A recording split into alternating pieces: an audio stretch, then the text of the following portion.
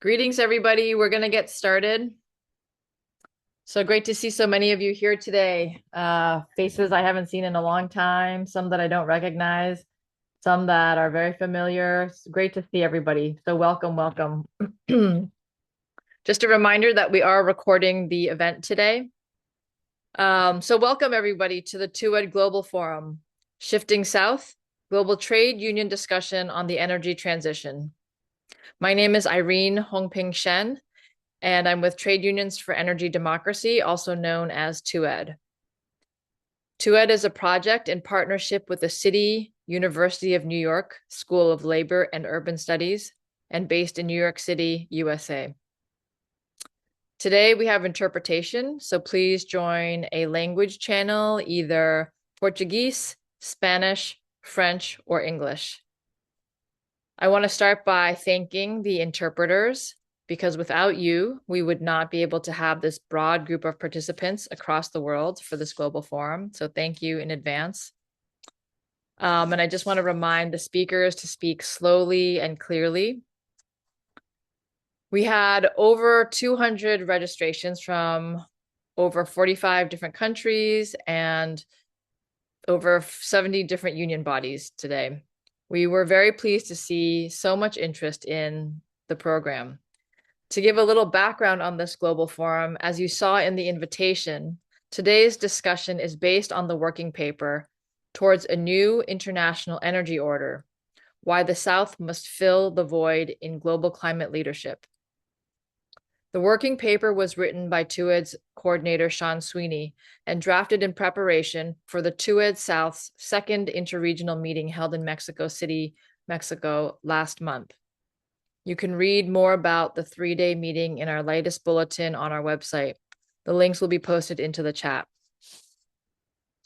The discussions around the working paper planned for our meeting in Mexico City were curtailed due to an overpacked schedule and time restrictions. But we thought it important to create a space to continue those conversations that we started in Mexico City with more participation and feedback from comrades. The particular political landscape of this moment is creating the potential for new opportunities as actors of the global north are not only struggling to advance a climate agenda, but in some cases, like in the USA, governments are actively taking steps back and away from decarbonization agendas. Does this set the stage for shifting the dominant for-profit narrative of decarbonization? And what does this mean for leadership in the global South? Today, we'll hear first from Sean Sweeney, author of the working paper, who will frame the discussion. Then we will hear from a powerful lineup of speakers from unions in the global South, as well as allies. Hello, comrades. It's great to be a part of such a representative discussion. We have had such a fantastic response. I'm going to make a few brief comments about the paper we're discussing today, the New International Energy Order, and can the Global South fill the vacuum left in climate leadership from the Global North. This is a bit of a departure from what TUED normally does, but these are not normal times, as I'm sure everyone will appreciate. We're trying to further develop TUED's analysis in the light of the current situation. I'd like to start by making 4 points and then say a few words about each of them and limit my comments to 12 or 13 minutes or so. The first point is that climate policy is unravelling and that the North, the global North, is retreating from its climate commitments, and the implications of this is huge. Now, nothing is certain, but the trends are, and it's documented in the paper, that there is a backsliding, if you like, from this form of leadership that we've seen over 30 years. The second point is that unions and their allies need to frame an appropriate response, and this response should be anchored in ownership and control of energy. This is perhaps the point in the paper that should be emphasized the most. I'll say more about this in a few minutes. The third point is the global South can lead. The more developed countries of the South have a particular responsibility to fill a void being left by the North. And the fourth point is, if the South is going to lead, it must break with the illusions of green growth and pivot towards a global public goods approach. So let's start with the first point. I want to say a few things about it. Climate policy is unravelling. The North is retreating from its climate commitments. So this is not just about Trump and withdrawing from the Paris Agreement. It's not just about the pressure from the populist right in the form of parties like Alternative for Germany, etc., all of which have various degrees of ambivalence, indifference, and hostility to climate policy, and of often underscoring that the choices between economic growth and immediate sort of well-being as opposed to sort of long-term concerns that are utopian or in some way inappropriate. But the policy was already unraveling long before Trump. Since 2019, Europe's entire industrial policy and trade policy has been framed in terms of capitalist competitiveness.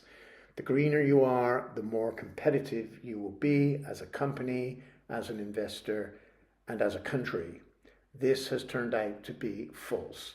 The European Union has lost competitiveness. Energy prices have made a big contribution to that loss of competitiveness. This was in the Draghi report that came out about 6 months ago, which basically said, well, we're for net zero. We want to be the first carbon neutral continent, but we can't do that if it means we lose competitiveness.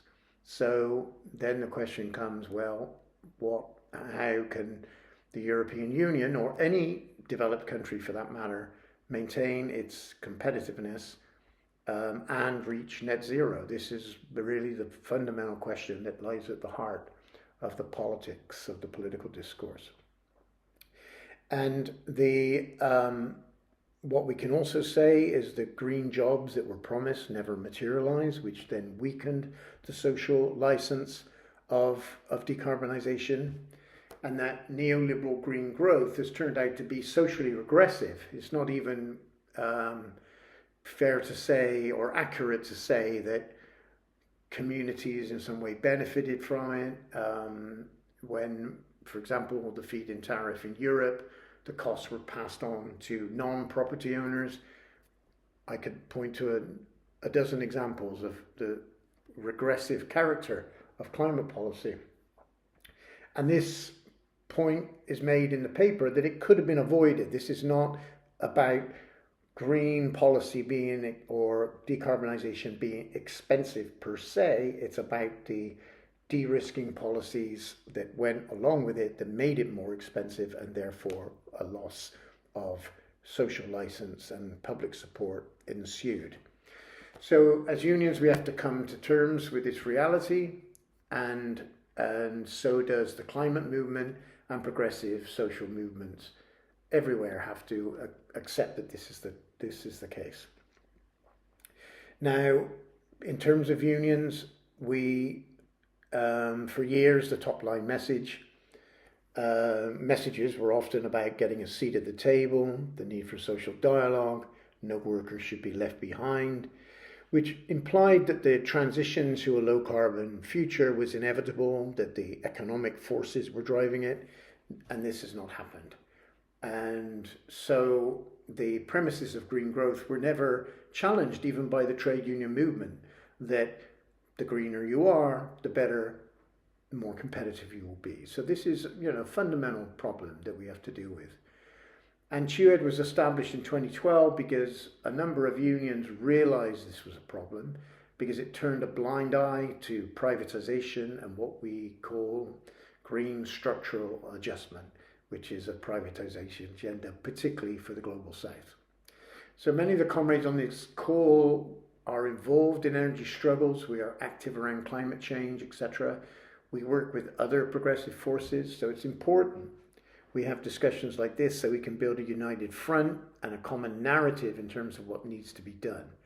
So today's meeting is part of a process, a longer discussion, but also an appeal for us to take advantage of COP30, which is coming up at the end of this year in Belém, Brazil, to engage with our allies and progressive governments in a different way. So the third point I'd like to say a few more words about is the Global South can lead. The more developed countries of the South can have the capacity to play more of a leadership role. Now, this is not meant to be an abstract or rhetorical point. There is an empirical basis for the South to take leadership. The levels of economic development, and this is documented in the report to some degree, are such that South-South cooperation is objectively more feasible today than it was when the original new international economic order was imagined in the post-war decades, when anti-colonial national liberation movements were at the peak of their strength and influence. And the title of this report is designed deliberately to evoke that radical spirit that was there from the 50s to the mid-70s, and perhaps a little bit later than that. But if the South is going to lead, it must lead in a different way. It must break with the illusions of green growth and lean towards a global public goods approach. Let me say a few words about this. It's an ideological problem in the sense that countries like China and India have said to the North, first of all, when climate policy and energy transition was first discussed in the 1990s, the first reaction of the Global South, led in fairness by China and the Group of 77, was, well, you cause the problem. The emissions in the atmosphere today comes from the factories and the power stations and the steel mills of the global north, and that was the main source of emissions. And because carbon dioxide stays in the atmosphere for over 100 years, that's what was causing the warming that scientists verified in their various studies. But now the narrative has been forced to change because we see countries like China and India having per capita emissions levels that are approaching some European countries, and in some cases have surpassed those countries. So we're seeing a converging of per capita emissions levels, which sort of takes away the argument that, well, we're developing in order to erase poverty, because there's the most carbon intensive class, if you like, in China, India, are doing very well, and some of them are driving Lamborghinis right now, and they are hiding behind the hundreds of millions of people who are still in poverty or relative poverty. So this narrative has largely collapsed. So what has happened is the Global South, led by China, India, and others, have articulated their version of green growth. In the case of China, it's called ecological civilization or moderate prosperity. It all amounts to the same thing, is that economic growth will continue. In China, in the case of the Belt and Road Initiative, they're putting forward the idea of trade liberalization as a driver of growth. So we can see that South leadership is not intrinsically progressive, and I don't think that's a secret to anybody on this call. That there needs to be a break with the current policy that we can green growth, which is that we can continue to have economic expansion under capitalism, and that one day, through efficiencies and new technologies, we will get to a point where emissions levels will be decoupled from economic growth. That's been a very resilient myth, but it is finally, I think, met its end. But we cannot have the South leading in a way that replicates those policies. So, a couple of points in terms of the final notes of the paper. Rather, it talks about some of the realities of South-South cooperation. We know that most of the fossil fuels in the world today are extracted and used outside of the OECD or the developed countries. We know that Europe and the United States combined account for less than 20% of annual CO2 emissions, which means most of the fossil fuel extraction and burning is happening in the global south.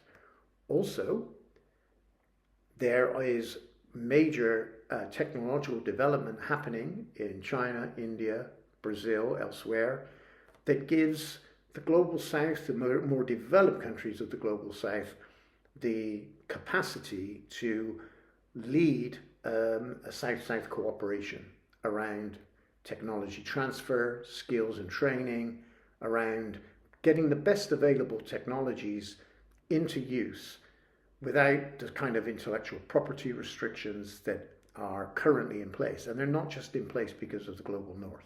Global south, China and others want to protect their technologies as well in order to gain a competitive advantage on their rivals.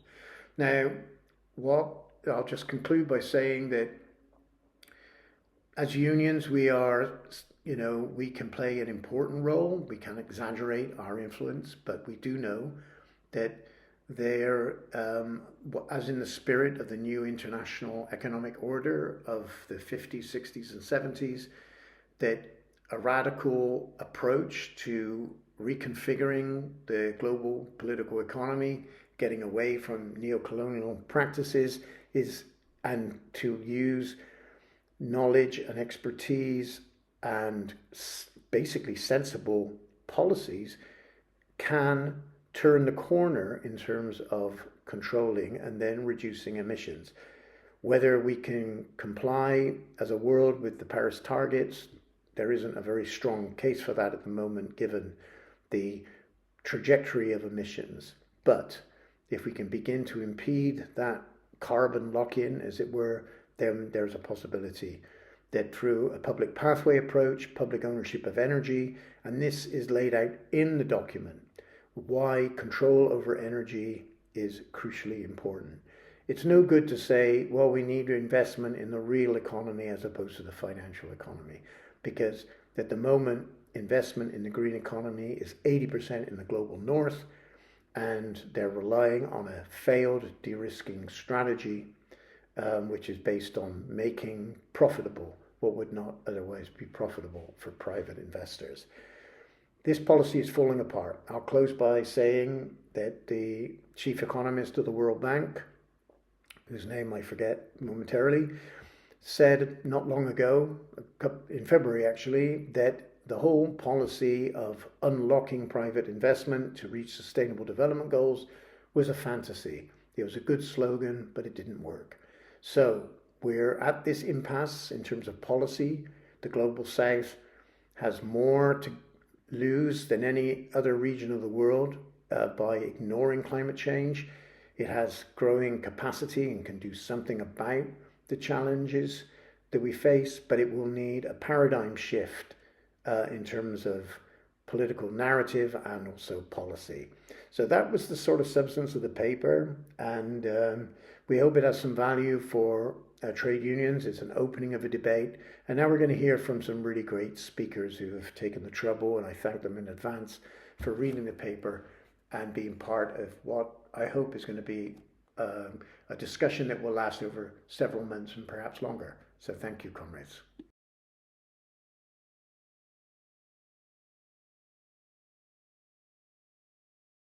Of this policy brought by the green growth or green development. It's a strategy to keep some bonds, neo-colonial bonds, historical ones. Now we have the energy apartheid, we have the technology apartheid, and the transition between human beings, the apartheid of this. So it's very important that we notice the structure and see how the northern policies in this historical moment have not attended the needs of the population.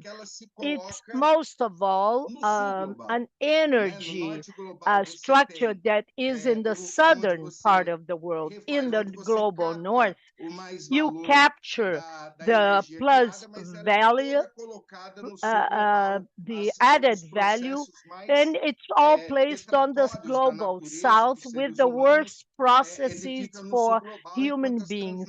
It's all in the global south. And the transnationals take all the knowledge and the technology and the added value to their original countries. So this document is extremely important because it points out at this issue, and we have participated in many debates around the world.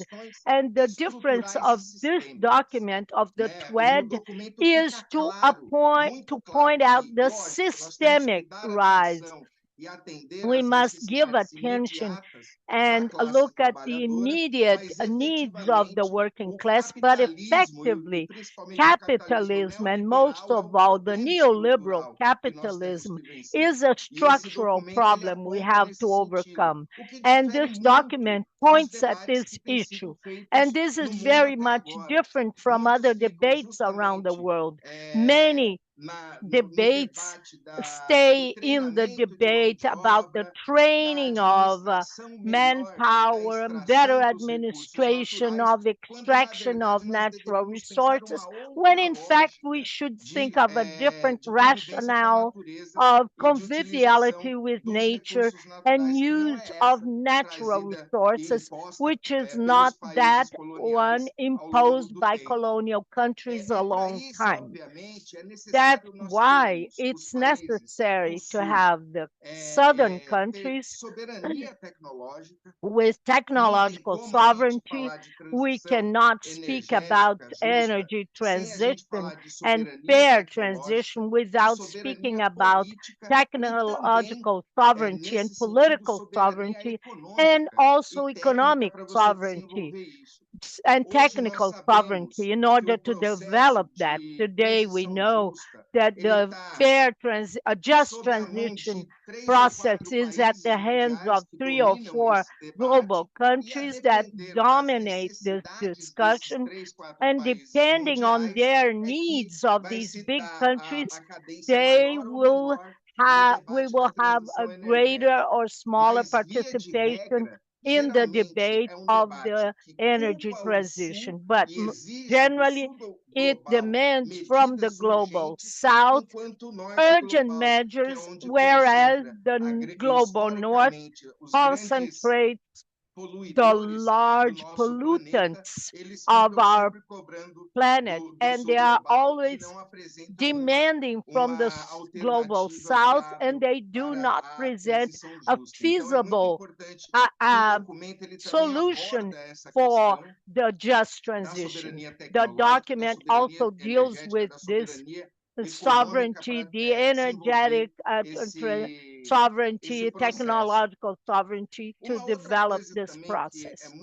Another thing that is also very important in this document, to my understanding, is the regaining of the third world concept from the 50s, from the 1950s, which is brilliant in the document. It's a reference, an incredible reference of a synthesis of what is a sovereign country in the southern hemisphere. It was a different economic order, and now we are speaking about an energetic order that clashes with these two proposals. We say we have to have sovereignty, and sovereignty is to think of a new structure of society. We cannot admit to have at least 14 official colonies in the world. I mean, we're talking about decolonization, etc., about this thought. But still, today, officially, we still have colonies in the world. How can we deal with energetic transition with that situation in place? How can we treat a fair energetic transition if such a percentage, high percentage, 1/3 of people in the world haven't got something to eat. So we have the climatic impact as well that this model of capitalist neoliberal accumulation has been promoting all over the world. So in order to be able to talk about a fair transition, we need to have to think about new alternatives in that sense. And the contribution of the global South, and now I'm already concluding, is for us to bring up the the autochthonous knowledge and wisdom of this of the global South, because usually we have this capitalist model of knowledge that expropriates the natural resources for the benefit of a minority. If we think in terms of technologies, one example that I can give here from Brazil is the biggest technological entrepreneurship of that the autochthonous people have done were the Amazon, because this is a historic process of various different indigenous peoples that will work on this biological diversity that our Amazon forest have, and other areas as well. So this is a result of a historic process of our indigenous people. So we need to debate which is the concept of technology that we want to implement in order to be able to have national, energetic, and political sovereignty. And to conclude, I would say that it is extremely important to have this document, because it has structural issues that we have to debate. Of course, it is not a cake recipe, a formula that we have to implement in different countries, but nevertheless, it gives us a guide towards what we discussed in Mexico. And it also deals with the different possibilities of alternatives in order for us to be able to develop a new structure. And this new structure is only possible through the state. If we do not change the concept that this fair transition is in the hands of transnational capital, we have to take away that from them and have to bring that to the public debate with the participation and a social control, public social control, because the communities, the different indigenous peoples, those that are affected by dams, by mining, the landless people, all the different social movements, the trade unions, all those that are impacted at the base will be able to contribute in order to be able to develop a fairer and egalitarian process. I just would like to thank and to congratulate you for your initiative of this document. It is an extremely rich document, and I have been sharing it in all the different groups to which I belong, in debates on fair transition and on the issues of decolonization of the global South.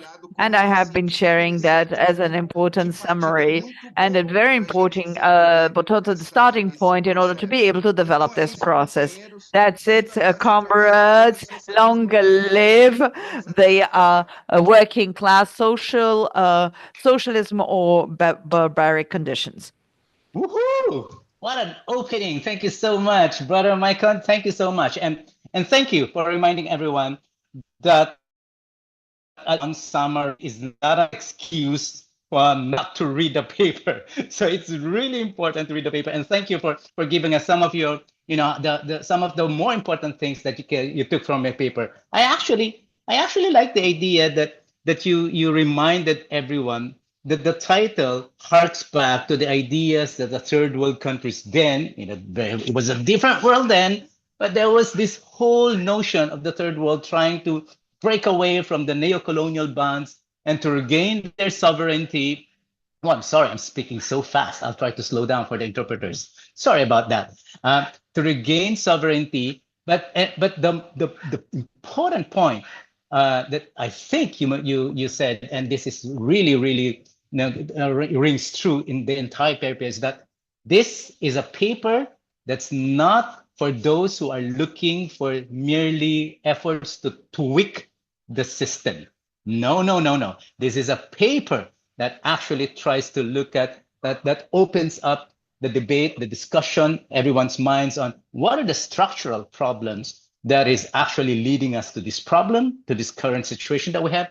And it then points to structural solutions to the problems that we are facing. So thank you very much, Maicon. That was a really powerful opening. So, and that's what we heard. You just heard it from our comrade from Latin America. Now, let's move on to my part of the world. And I'm really happy that we have with us today one of the more consistent and more active advocates of the public pathway approach. And let me call on Sister Sung Hee Oh of the KPTU. She's the director of the international affairs of KPTU. Sung? Lala, can you share my slides, please? Yes, Irene will be sharing them. Yep. Oh, okay. Yep. Can I get into I'm not a co-host. Okay.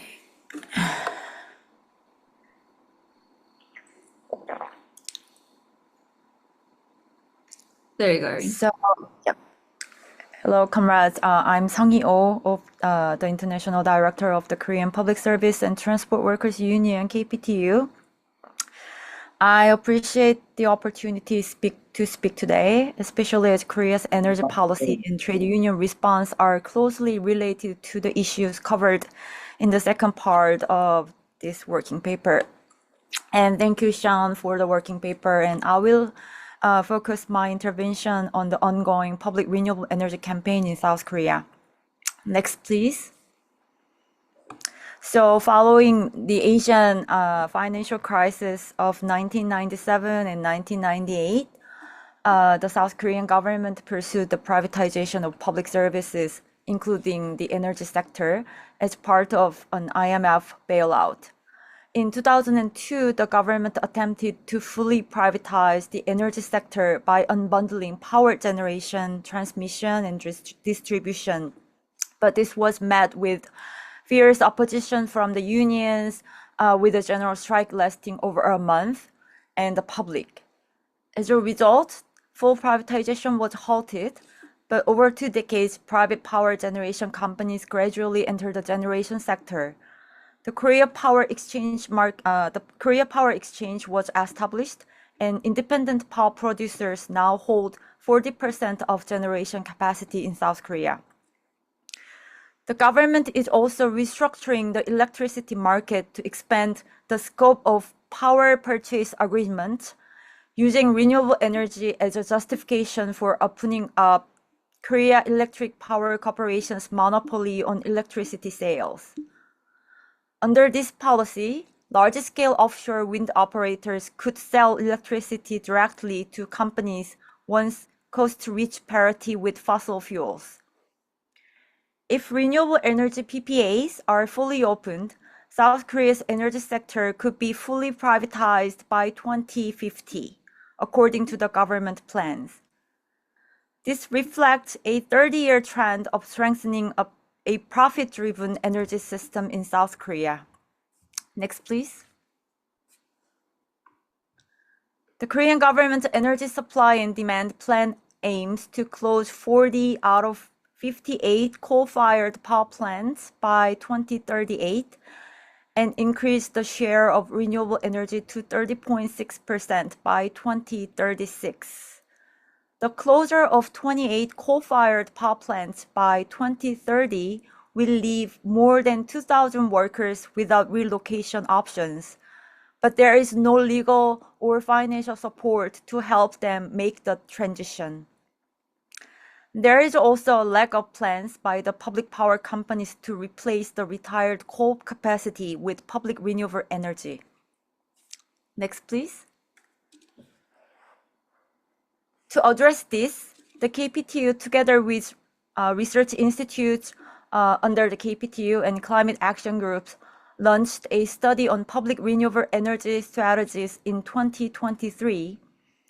More than 100 organizations, including trade unions, climate justice groups, and progressive political parties, formed the Public Renewable Energy Coalition during the 2024 general election in South Korea. The coalition is calling for a just energy transition through large-scale public investment that secures jobs for displaced energy workers in publicly owned renewable energy projects. In 2025, we plan to launch a petition campaign to propose to the National Assembly the framework law for the expansion of public renewable energy. This law will outline the principles and mechanisms for a public-led energy transition. Next, please. So let me explain some of the key provisions. Article 3, Principles for the Development of Renewable Energy. This article emphasizes that renewable energy is a public good and should therefore be publicly owned and operated. If it is developed privately, part of the profit should be returned to the public, and the destruction of ecosystems and the protection of human rights should be ensured in the process of renewable energy development. So in short, the provision recognizes renewable energy as a public good, prioritized public ownership, and ensure that protection of the environment and human rights. Article 8, Financing the Development of Public Renewable Energy. The article on financing states that the state and local government should actively seek to raise and invest the funds necessary for public renewable energy generation, and that these funds should be raised and invested in a manner consistent with climate justice. Article 9, Establishment and operation of the Green Public Investment Bank. This article requires the establishment and operation of a Green Public Investment Bank to formulate and implement investment and financing plans for public renewable energy generation. Article 10, Establishment and operation of the Korea Public Power Corporation. The article provides that the 5 subsidiaries currently under KEPCO will be merged to form the Korea Power Energy Corporation. In addition, the Korea Public Power Energy Corporation is required to actively respond to requests for cooperation and support from local public corporations and citizen community energy cooperatives, thereby enabling the development of renewable energy through public-public partnership. Article 14, Just transition of the labor sector. So finally, the article states that the national and regional energy companies implementing public renewable energy projects should give priority to the recruitment of workers from the fossil fuel power generation industry whose employment is terminated due to the closure of the fossil fuel power generation industry, and that the priority recruitment should include irregular workers, including those in subcontractors. So the key aspect of this law is the provisions of a new mandate for a public energy company. Next, please. So public ownership alone does not guarantee public service, as has been seen in Korea and around the world. In South Korea, the Ministry of Economy and Finance enforces a profit-driven management system that prioritizes compliance with the government policy over public service. In the case of South Korea in particular, the Ministry of Economy and Finance controls personnel and finances through a management evaluation system that focuses on compliance with the government policy and profitability of each public institutions, and prioritizes profitability by highlighting only the deficits incurred by public institutions. The same applies to KEPCO, the current public energy company. The problem is that the government is imposing a huge financial burden on KEPCO, which faces a deficit of 21.8 billion US dollars by 2022 due to the accumulation of deficits caused by soaring international energy prices and the Korea power exchange system, which has forced KEPCO to buy electricity from IPPs at high prices, and the government's policy of limiting energy tariff increases. Ironically, while KEPCO talks about the energy transition to renewable energy in South Korea as a means of alleviating the financial pressure caused by this domestic situation, it is also pursuing 16 coal-fired power projects in 24 countries, including the Philippines, Indonesia, and Vietnam, and does not hesitate to act against climate justice like a transnational profit-making corporation. Next, please. Despite the political uncertainty caused by the Korea Constitutional Court's delayed decision on the impeachment of President Yoon Suk-yeol and the many obstacles to reclaiming the public energy system, the KPTU remains committed to a just transition with a public pathway approach. As you can see on the slide, the KPTU, together with the Korean trade union movement and progressive forces, will push for a public renewable energy through a single public energy corporation, as we propose in the framework law for the expansion of public renewable energy. So with your support, the KPTU and the Public Renewable Energy Coalition will work for the enactment of the framework law for the expansion of public renewable energy. Our aim is to prevent the transition to renewable energy from becoming another avenue for energy privatization. Instead, we want to establish energy rights as fundamental human rights and secure a genuine public mandate for energy company. Through the Public Renewable Energy Campaign, we will break the status quo and achieve a just transition. Thank you very much.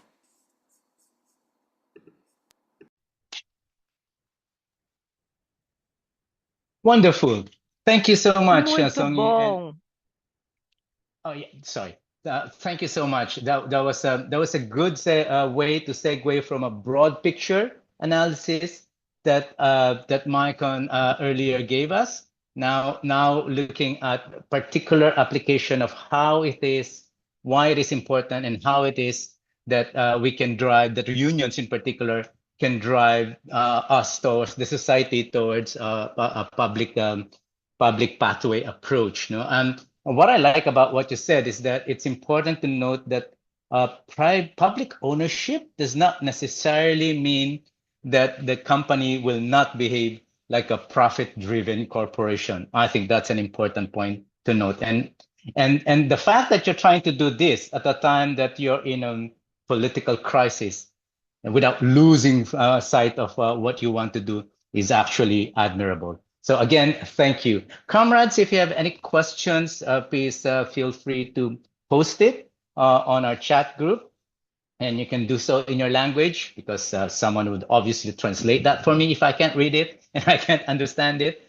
But let's move on to the third speaker for our panel. And now we look at this, we hear someone from South Africa, in that part of the world, and we'll hear from Tanya van Millis, who is the head of policy unit of the Congress of South African Trade Unions. Tanya, take it away, please.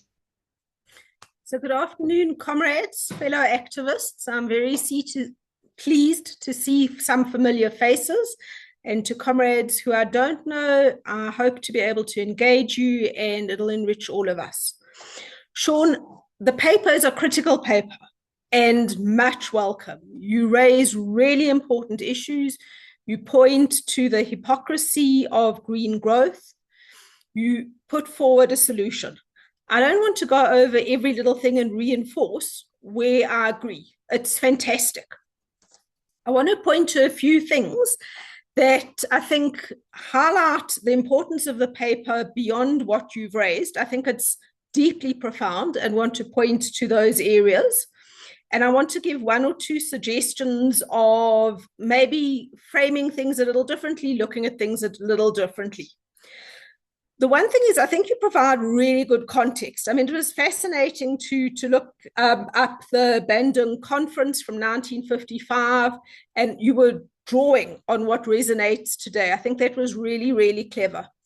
The one thing that you don't have that I think is worth adding, and it can be a short addition, is how the nature of capital has changed over the last 40 years.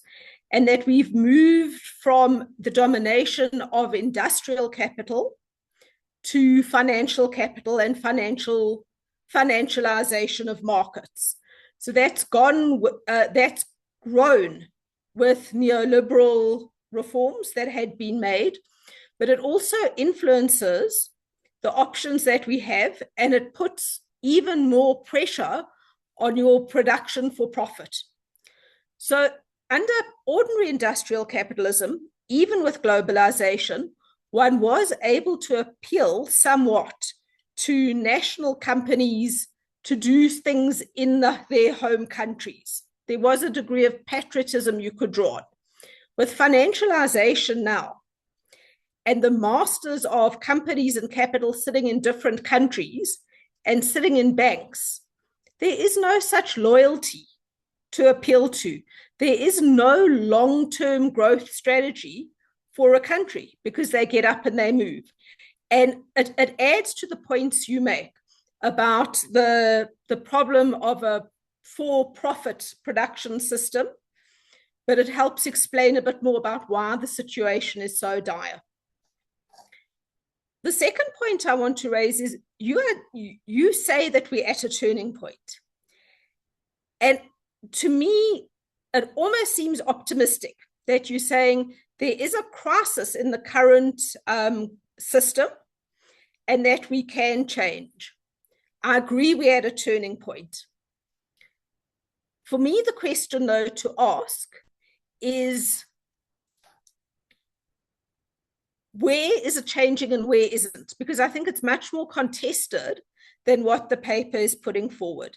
So, for example, the African Development Bank, in their recent publication, calls for many more private sector investments. And they state categorically that there are lack of bankable projects, and that's what's inhibiting investment. They want more pipelines. So it's not showing a crisis. It's showing that there are certain forces that are reinforcing and trying to drive what is a dominant paradigm, certainly in capitalism. Of course, we say then, well, who is the policy benefiting? It benefits capital. It benefits the financiers. Do you think they're worried about climate change and emissions? No, they're making money head over heels, investing in a range of projects, getting banks and governments to de-risk for them. They're laughing all the way to the bank. Who it's not working for is it's not working for the future of the planet, all of us, but it's also not working for the working class, where workers are losing their jobs, where they're paying more money for energy that they need to. Energy democracy for many is pie in the sky. It's not being realized. And I think we need to heighten the class contradiction there, because capital certainly has a vested interest in perpetuating the current system. What I also think is really worth mentioning, and you underplay in the paper, and I really want to highlight it because this shows how profound the paper is. The paper attacks neoliberalism. And part of the attack of neoliberalism and saying we need to change that looks at privatization or deregulation and what the mandates are for the state. I think your paper is much more profound. If we look at what neoliberalism is and what neoliberalism attacks the idea of a developmental state. You put that firmly back on the agenda. It's not just saying a developmental state is important. It's an attack on neoliberalism. It's an attack on neoliberalism. Neoliberalism is also an attack on democratic institutions. It drives authoritarianism and squashes debate. The paper and your invitation to engage on it, it's a working paper, reinforces democratic institutions. It reinforces the role of civil society and our right and power to engage in policy. There's certain things that neoliberalism has fully entrenched, and it poses challenges to how we take the struggle forward. So part of the neoliberal agenda was conservative monetary policy, the call for monetary stability, an anti-inflation stance, reducing public spending. What you're doing, and you're not saying explicitly, is we're calling for more public sector investment. We're calling for more public sector spending, and we're calling for a social wage. That's what making energy more affordable and accessible to people is. So that by itself is another attack on neoliberalism. And if we're going to defeat neoliberalism, it's addressing each one of the pillars of neoliberalism, which the paper is doing, but it sells itself short, focusing on for-profit or privatization or not privatization. Another key thing that I think is important in terms of what neoliberalism does and what this paper does in response. At the heart of neoliberalism is an attack on trade unions and an attack on trade union power. With the rise of neoliberalism, we just have to think of Thatcher and what happened to the mine workers. Part of reclaiming the space for trade unions, both in policy making, but also in the workplace and how we relate to the state, is an attack on neoliberalism. And it's critical that we do that we as trade unions strengthen ourselves, claim our space, and fight for the kind of state that we want. Neoliberalism cannot kill unions. We use this process to mobilize and strengthen ourselves. And for that, I think the paper is very important. You point to a vision of the future, and I think it's great. I think what we need to do is we need, in the paper and among our strategies as trade unions, to focus on a number of areas. So take it, reclaiming privatized companies is agreed. Take it that we need to fight decommodification and the marketizing. That's fully agreed. Right? I don't even want to go into that again. Where the struggle goes to with that agreed is that we need to take the struggle to reforming the global financial architecture and the global financial systems. If we're saying you can't say the only way to get investment is by incentivizing the private sector, means we've got to find investment for the state from other sources. Part of that means at what cost? Why is it that developing economies pay significantly higher interest rates than advanced economies? So of course the financiers will say it's an issue of risk. Is that just? No. Are they accurately reflecting and calculating risk? We would argue no. So part of the fight for energy goes hand in hand with part of the fight for reforming the global financial architecture. The second thing that I think we need to place more emphasis on, and you point to it, but I think it's worth stressing, is that the state has a significant role to play as an owner and provider of services. But the state has got a very significant role to play in terms of regulation. And we can't allow the state to be let off the hook and not regulate and discipline capital. The alternative to the neoliberal order is not only building the state, it's disciplining capital. One of the problems we have is rising energy consumption and rising energy demand. in some ways, that's good for many people.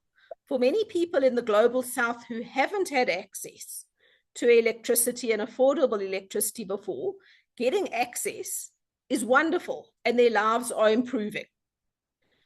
But what we need to curtail, which is not happening, is the emissions from production, from transport. It's the way capital operates, the way production takes place, the way transport takes place.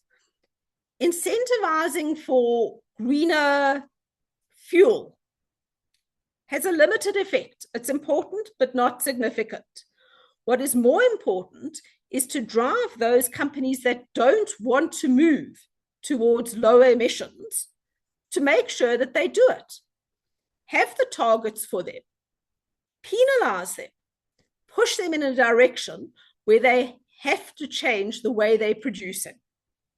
So it reinforces the role of regulation and not just ownership. The third challenge that you pose is helping us, and it was picked up in previous comments, helping us rethink South-South relationships.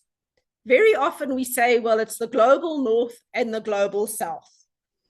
But the rise of China, the rise of consumption in energy consumption and demand in China, the rise of their technology around renewables is significant. So while we say to the global North, pay what you owe and take account for the damage that you have done, the big player now, China, also needs to come to the party. Because we've got relationships with China as the South, it may well be easier to say, China, you are now the leader in technology to reduce emissions. You are the biggest producer of a lot of renewable energy and renewable energy machinery. Can we, as other countries in the South, partner with you for both our benefit? So it helps us disaggregate who's in the South and say, how do we reform these South-South relationships so that we can indeed take the leadership role that you point to? And we need to take that leadership role. The last thing that I want to point to is that we can't have a shift in production and policy unless it's underpinned by a shift in power relations. Capital is not going to give up on their free bonanza that they're getting and all the de-risking money and the profiteering. They're going to continue to fight for it, which means that we, as labor, as progressive forces, have to go in and fight. We have to contest. We have to build our own power, build solidarity. The paper helps us do that in some ways. It opens up space for us to say, what progressive vision do we have for the future? What are we going to fight for together? Why is it so important to have trade union solidarity? Why is it important for us to have joint actions on a range of things? So given those challenges going forward, as well as the challenge to say, when there is state ownership, how do we make sure the state is accountable and doing what we want to do, which you had raised, which is very important, and it was raised earlier. I hope I've motivated sufficiently how important this paper is, not only because it addresses how to achieve energy democracy, how to push for a public pathway, how to challenge the status quo, but part of the fight for what you're doing is significantly part of a much broader fight attacking neoliberalism in its various forms, fighting for an alternate vision in which we change power relations ourselves and can build on the strength of one another to contest. So to say thank you, Sean, that paper's really got thinking going, but it's not an intellectual exercise. It's a tool for mobilization, and that's its value. Thank you very much. Woohoo! Thank you so much, Sister Sonia. That was really, really insightful.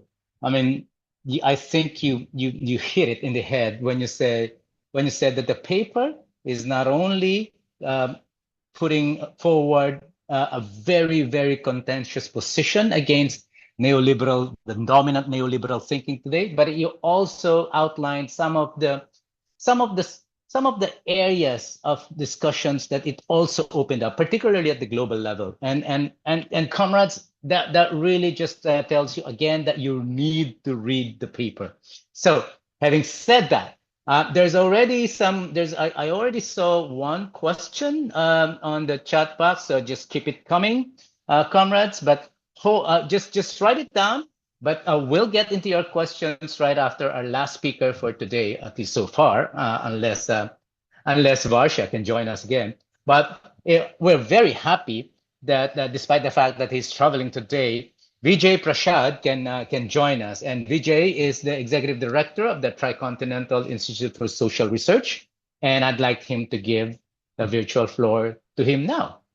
Vijay, take it away. Yeah, thanks a lot. It's very kind of you, all to invite me. As you just said, I'm in the middle of a very long exploration, and I'm going to talk a little bit about what I'm exploring. But first, I want to say thanks a lot for this paper. Anybody who mentions the Bandung conference, that's just sugar to my ears. It's the 80th. I think it's the 80th anniversary of the conference this year. In January next year is a big anniversary of the Tricontinental Conference, out of which our institute took its name. These are all meaningful words to me, this vocabulary: Bandung, non-aligned movement, tricontinental, league against imperialism, you name it. These are beautiful terms. So, this paper is grounded in the Bandung spirit. I think that's important, and I want to commend you for that. People don't lift up that tradition often enough. Eurocentrism has a peculiar way of reproducing its own history and ignoring the history of the Third World Project. So I really want to put that up there just to say, how important, from my opinion, that is. I also want to say that in our institute, Brian Kamanzi has published a number of important papers on the question of the energy transition, lasering in on the South African experience. So if you're interested in some of our tricontinental views, take a look at Brian Kamanzi's writings. He has 2 papers on our website. And, if I was smarter, I would have had them ready to post in the chat. But that's just not who I am. I'm not that smart. What I wanted to emphasize is the section where you talked about China. And Tanya just referred to China as well. I want to reflect on this a little bit. But before I get into my reflection on it, I want to say firstly, it was refreshing to read somebody write about China without feeling the need to launch into the new Cold War vocabulary about China. It felt refreshing in this climate for somebody to write about China empirically, factually, without necessarily diving into the sewer of imperialist ideology, having the need to apologize for mentioning the word China or talking about China in any way that might seem positive. I think this is very commendable. People are so scared to reflect in the West, even in parts of the global South, on the experience of China, so afraid to be tagged in some way as an apologist for China, that it has led us into some of the worst kind of blindness about what's actually happening in large parts of Asia. I'm actually talking to you from the Xiaoyang New Area, which is a city that has been built since 2017, about 2 hours drive outside Beijing, soon to be an hour high-speed rail away from Beijing. It is a city built just about 2 hours away because the government and the people of Hubei province decided that Beijing is much too congested and it's very difficult to have an environmentally sound city with 20 million people in it. So the new city has been built to house 5 million people, to remove 5 million people from the 20 million and bring them to this city, where there are very good. Not sure what that is, but that's okay. Everybody mute, please. Please mute. Thank you. Yeah, no problem. It just sounds lovely to have various voices interrupt. It's a little bit of a pleasure in a way. It's like I'm listening to the radio in the background. Not a problem. At any rate, the new city is being constructed, with the purpose of bringing academic institutions, hospitals, basically what are called non-capital functions. And what was interesting today was traveling around the city and exploring, looking at, for instance, various aspects of the city. Is the city is designed at 3 levels: the underground city, the city on the ground, and the city in the cloud. They have designed a city which I think, when it comes into play, is going to be a net zero city. It is an incredible piece of engineering. I visited the rail station. It is a photovoltaic. It itself is a solar battery. The whole of the train station. The whole train station is an electric power plant, and it's an electric power plant as a photovoltaic battery. It is incredible. I've never seen anything at that scale. This entire city looks to me like science fiction. There were 2 large lakes in the vicinity of this area, which were incredibly polluted. One of them, the Bayandian Lake, was a historical site in the battle against Japanese imperialism in the 1930s, where the guerrilla fought on the lake. Peasants formed a battalion with little boats to fight the Japanese. That lake had been so thoroughly polluted that people living beside it couldn't breathe the air nearby. When I went on the lake today on a boat, it has been utterly rehabilitated using the most modern forms of agronomy, of understanding hydraulics, of using new kinds of plants to absorb pollutants in the lake, and so on. Tomorrow I'm visiting a hydroponic factory which is growing plants without soil. I mean, they are doing incredible things with technology in this country. Last week, I had a very interesting discussion, and this goes to Tanya's point directly. Very interesting discussion with people who are on the Africa desk in China. And I had been in Burkina Faso previously, and some of you might know this, but in Burkina Faso, the access to electricity is at about 26%. 7% in rural Burkina Faso, 87% in Ouagadougou. But the overall is 26%, incredibly low for a country in our time, especially a country with the kind of wealth of Burkina Faso. It's a wealthy country. It annoys me to hear people talk about countries like Burkina Faso, calling them poor countries. Nothing poor about Burkina Faso. It has major holdings of gold.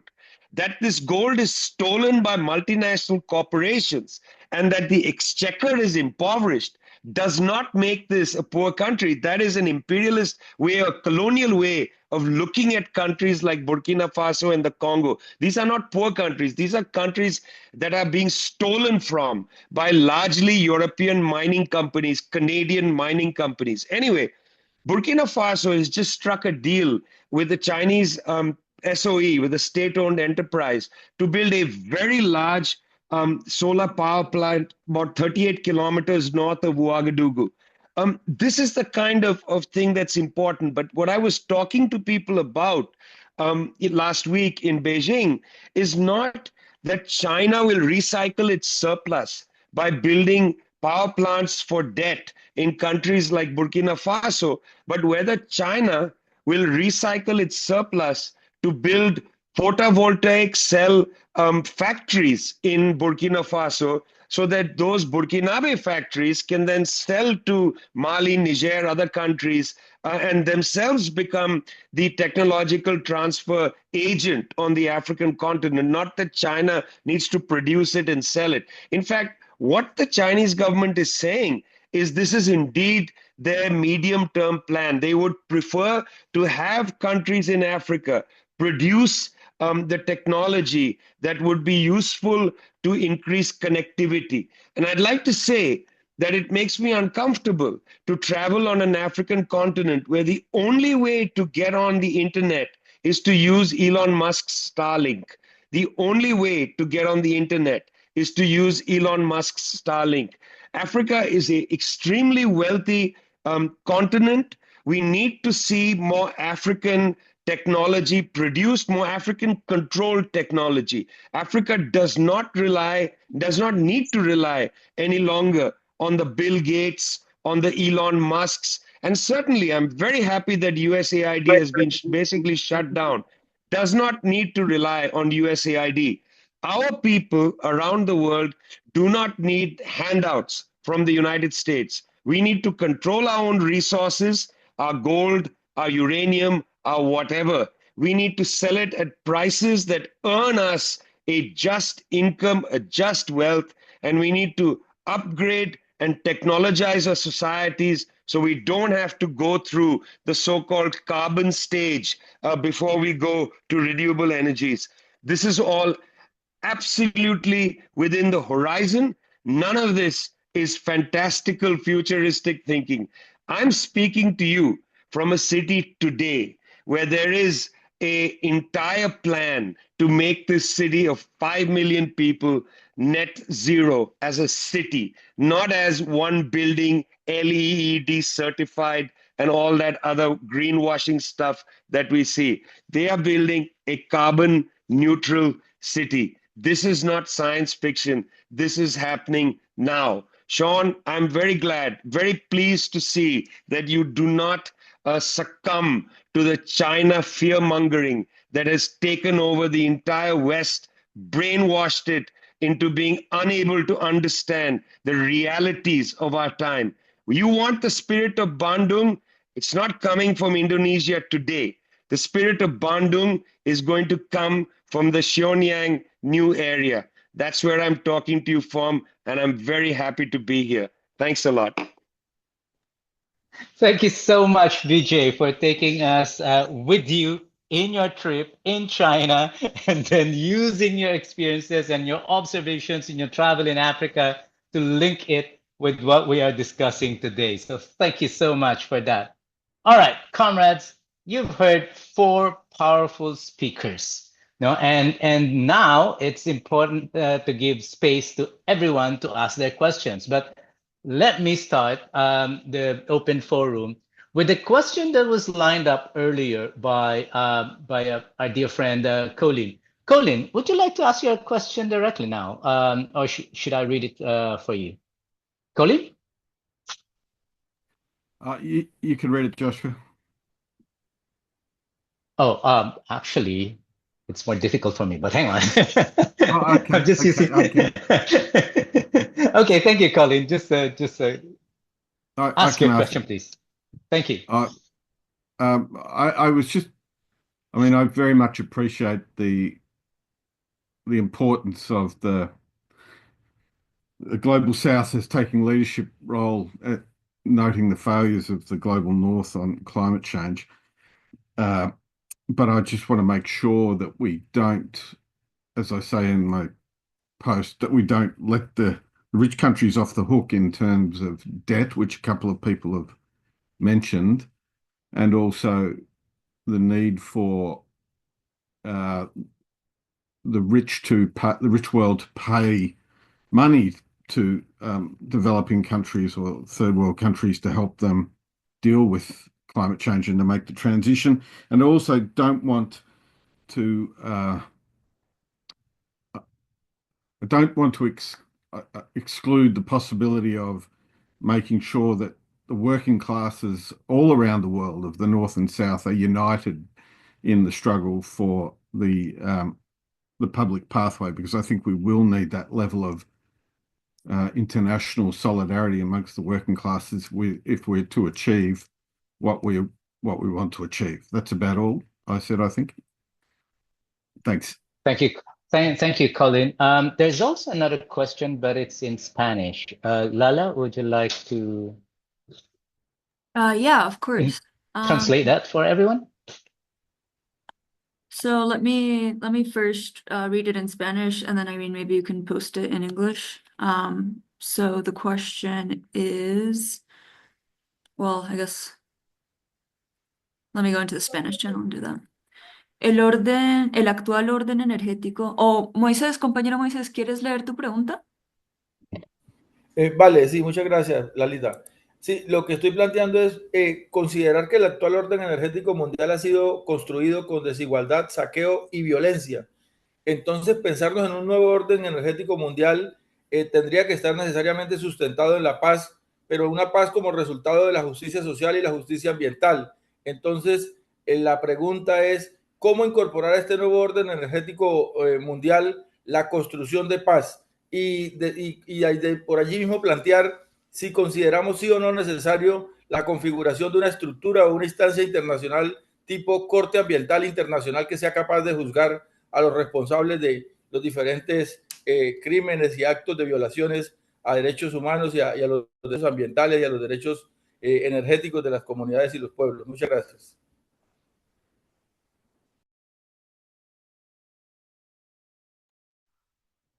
Thank you so much, Conrad, and thank you, Lala, for helping out. Compañero, y gracias, Lala, por ayudarme. We can go back to our panel and ask them to respond to any of them to respond to the two of the questions that they think they can respond to and they want to. So who would like to have a first go on the two questions that we're facing right now? One, how do we make sure that we don't let the global north off the hook? And the second question is, how do we deal with this global inequality that we're facing? Oh yeah, and yes, thank you, Lala. Lala will help me point out who is raising their hands because I'm just using my cell phone. Okay, anyone? I mean, can I just say one thing about this? Yeah, okay. So Vijay, go ahead, please. Yeah, this idea of the global north, I mean, both questions actually relate in a way to the power equations in the world now. We've just seen Israel mount a genocidal war on the Palestinians, on one day breaking the ceasefire, killing 174 children, 400 people in total on one day, March 18th. International Court of Justice has already passed orders. Nobody cares. The North is a government which doesn't care about world public opinion. And I think what's happening is they are just being squeezed into irrelevance. The only thing that makes the North relevant today is that it has a massive military. We don't care what these people think. They are becoming increasingly irrelevant to us. They are immoral. They don't have a leg to stand on. I've been to several of the COP meetings. It is stunning to me, their hypocrisy and mediocrity, combination of the two. It is stunning to me. They are becoming increasingly irrelevant. The center of gravity of the world is shifting away from the Atlantic Ocean. They can't tolerate it. It's moving somewhere into the Indian Ocean, somewhere between Africa, Asia, and Latin America. Europe and the United States are becoming irrelevant. So, I mean, I don't want to beg them to do anything. I'm increasingly enjoying watching them disappear from relevance in my rearview mirror. Okay, that's a way to put it. Could we hear from? Is there anything you'd like to address to respond to Tanya, Sunhee, or Maikon? Before we move on to the next set of people who are lined up we're lined up by Lala to ask questions. Anyone? Tanya, Sung-hee, Maikon? If I may, Joshua, it's Tanya. Go ahead, responding. please, Tanya. Thanks. On the issue of not letting the global north off the hook, 100%, we can't let the global north off the hook. How do we do it?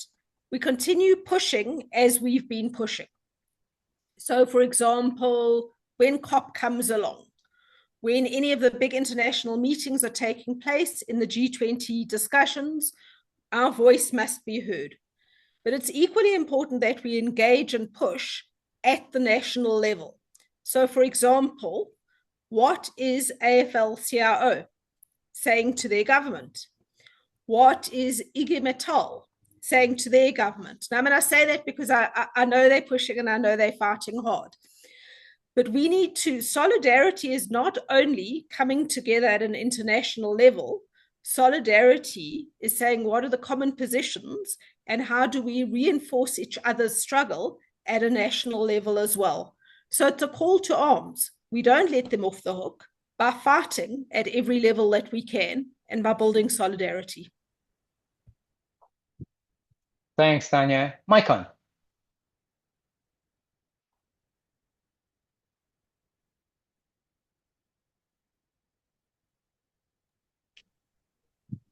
Maicon. Obrigado. Eu acredito que uma das maiores I ferramentas que nós believe that temos one é a of the mobilização largest social. tools we have is social mobilization. It's important to make intervention in the spaces of power. This is a fact. But in my opinion, what makes a difference is the collective action at the grassroots articulated nationally and internationally. Trade unions participating in the power spaces in order to push forward, but especially in spaces like TUED. I think it serves us to calibrate our action, our practical action at the grassroots level. We have mentioned before, we are at a very different moment. It's a historical moment where today we have an imperial government who wants to attack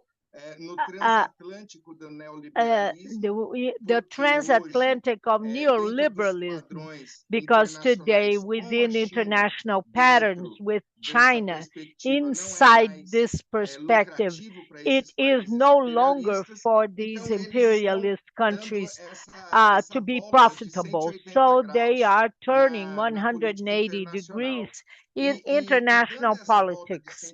And when they do that, in an articulated form, we have a country that is pushing forward this change, but we see the other countries also, the other imperialist blocs doing the same thing. So you have a movement of conflict. So the way by which I believe we could articulate the South and South, and as well as make the northern countries accountable, is to put pressure at the national and international levels as a matter of survival in this moment we are undergoing, this moment that we are facing now. Thank you so much, Maikon. Let me just ask Sung-hee, do you want to come in before we call on the next set of questioners? Yes, I will make sure response. I agree with what Tanya said. So maybe we can organize like during the COP 30 meeting, or next COP, we can organize some kind of global action day. So maybe we can make like a common position paper, and each national centers or major unions in each country in the global north, they can use these position paper to make open letter to their own government, to put pressure on their own governments. That's one way to create international solidarity between trade unions in global north and global south. Thank you. Well, thank you for that suggestion. I think that that's something that we can really think about. comrades. So we have 29 minutes, and we have right now. I'm glad to see that we have at least 5 speakers lined up. So if I can just ask you to keep your questions short and pointed, comrades, so we can have more time to answer your questions. Let's start with Fabiola. Buenos días, compañeros y compañeras. Good morning, Bueno, comrades. les quisiera poner, cuando estuvimos en I'd like México, les to hablé sobre pose Electrobras y la posibilidad del gobierno retomar su poder de mando, lo que nos daría una cierta esperanza, incluso en dinamizar cadenas productivas en Brasil. El gobierno está cerrando el acuerdo con Electrobras, abriendo mano de su poder de voto, lo que nos deja bastante preocupados con la situación de cómo este mercado financiero entra no solo en los procesos de privatización, pero también entra dentro de los gobiernos y dentro de las instancias de tomada de decisión, porque ellos financian parlamentares y llegan a instancias de poder al punto de hacer con que un gobierno abra mano de un principio fundamental para ser un gobierno progresista y concordar con un proceso de privatización. Y platicando con varios compañeros, nos surgió una idea, y no sé lo que piensan ustedes o si eso pasa en otros países, pero aquí tuvimos, bueno, quien manda es el mercado financiero. Aquí tuvimos un movimiento popular, el movimiento Sin Tierra, el MST, que llegó a abrir una cooperativa para captar dinero y a partir de ahí movimentar su producción. ¿Será que nosotros, en cuanto a movimientos sindicales, no solo en nuestros países, pero de manera internacional, no conseguiríamos hacer algo parecido para poder concurrir en estos momentos de privatización, a donde quien efectivamente financia la privatización es el mercado financiero? Así como ellos se organizan en esto que para nosotros, ¿no? Es lo, digamos así, está puesta la realidad. ¿Será que para nuestra organización también no tendríamos que partir de un análisis de estar presente en este mercado financiero al cual nosotros no pertenecemos? ¿Será que no tendríamos que pensar de esta manera también? Esa es la pregunta.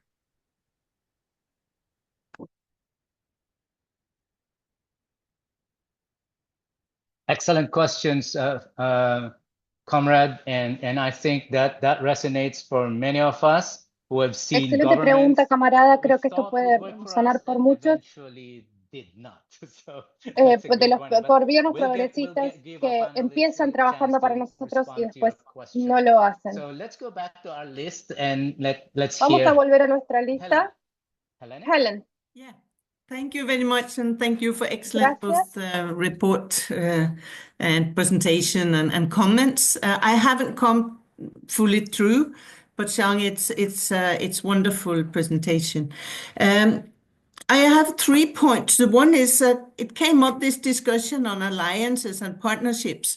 And I do think that we need to, and I just want some thoughts about that. We need to think about what was put up here. The public-public partnership is important. That can be within countries or between countries, but also that the South-South cooperation, as was mentioned here, the non-aligned movement or G20 or whatever. But I think that is important because whatever happens in the north, and I come from Norway, which has really developed quite imperial interests over time, also in energy, and that means that the North-South alliances must be. I'm asked to ask my language, English.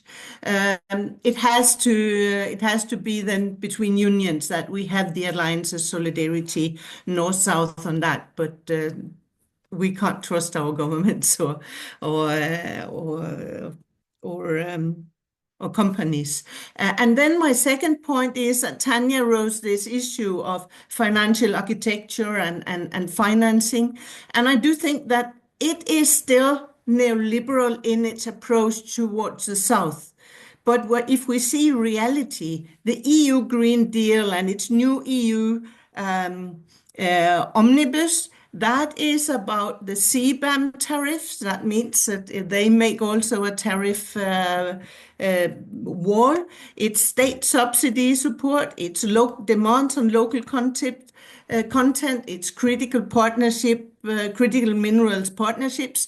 It's all about a sort of neoliberal, no, not a neoliberal, but a what do we call it? A mercantilist approach, and that's exactly the same thing as U.S. does with the tariff wall of Trump, with mineral agreements, claim on Greenland, local content, etc., and so etc. So there is at the moment no reason to argue that a neoliberal order is still in place. We need to, I think, be better on arguing that. And then my last question and comment, because I didn't see it, but it might be because I haven't come through the paper. But the whole issue, one thing is that we have a public ownership to the energy and energy production, but how to make sort of climate and energy technology a sort of commons. How do we deal with that? Because we do argue in the World Trade Organization on commons in terms of medicines and vaccines, in terms of genetic resources and so on. But how do we work to make a sort of either pool or commons out of climate and energy technology? Thank you. And thank you for that, Lena. I'm pretty sure Sonia would be able to give you an example, and that's exactly what they're trying to do in this new legislation or partly trying to do in this new legislation they're trying to push for in South Korea. Let's go to Khalid. Khalid, you're still muted. Yes, sorry. I'm Khalid from Pakistan, and thank you very much for organizing this webinar. It's really wonderful to listen to the speakers. In Pakistan, although the electricity is in control of public sector, but the production, 60 to 70% is done by IPPs. And the energy in Pakistan has a very strong, I would say, connection in recent times with China as well. So I have a question for Vijay. What do you think about Chinese policies, internal policies for their own people? If we want to look at China, then should we look at China for what they are doing inside China? Or we also have to look at China, what are their plans for other countries, especially talking from Pakistan, where I see that China has always been a friend of Pakistani elite, the ruling elite. China has recently, with this CPAC initiative, they have launched mega projects, but the coal power plants, 2 big coal power plants, the roads and the industrial sites, but that all is actually giving benefits to the elite.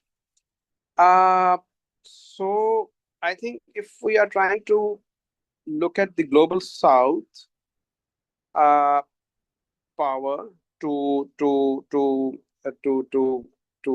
actually influence the policies and to create a people's power, then how are we going to negotiate with China when they are always supporting the neoliberalism in our countries and supporting the ruling elite in our countries? I mean, still, we don't have a lot of information, of course. I'm not apologetic when talking about China as well.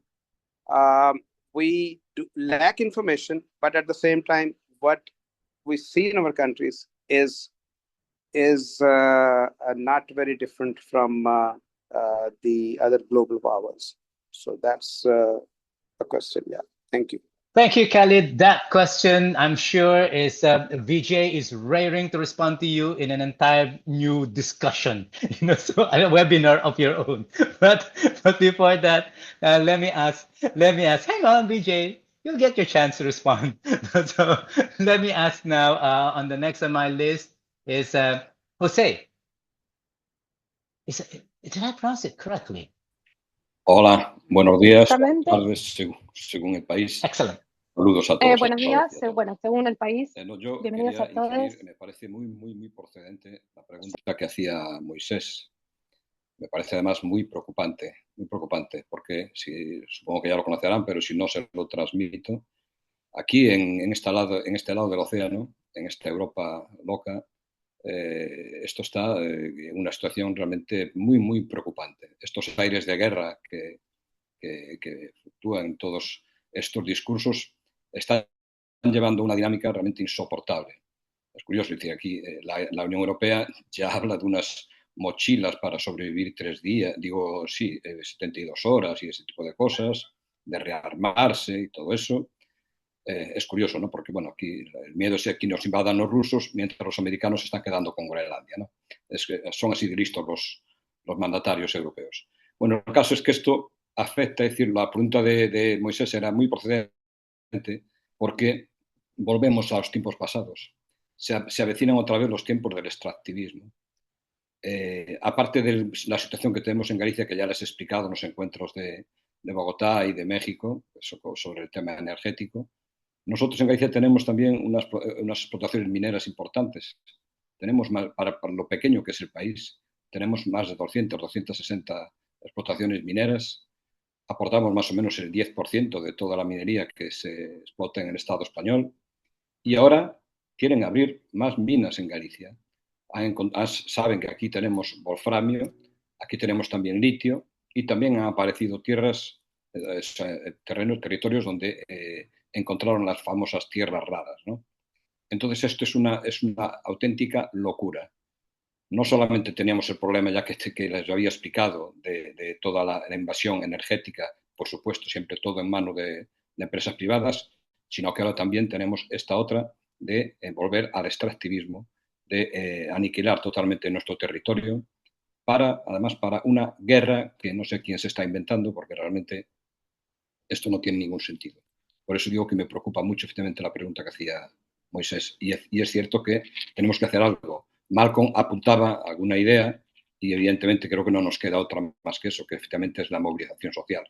Si estamos consiguiendo paralizar a la apertura de alguna mina aquí, es precisamente gracias a la movilización de la sociedad.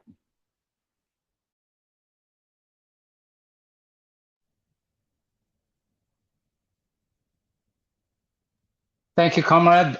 That's another area of discussion that I Gracias, think it's important to pay attention to as José. well. Es otra Last área on de my discusión que es list importante is Rodolfo. prestar And atención. just Y el before I último call on en mi Rodolfo, lista just before es I give you the floor, Rodolfo. Rodolfo, Y antes de darle just el micrófono it's a Rodolfo, so mind-boggling, this whole topic. quiero decir While we're discussing this online, comrades, at the chat, que there's a whole mientras new discussion going on. estamos There's a number hablando, of people who have actually posted their hay una questions. discusión Let's see if we can have the time vívida en el to chat. look into their questions as well. Rodolfo?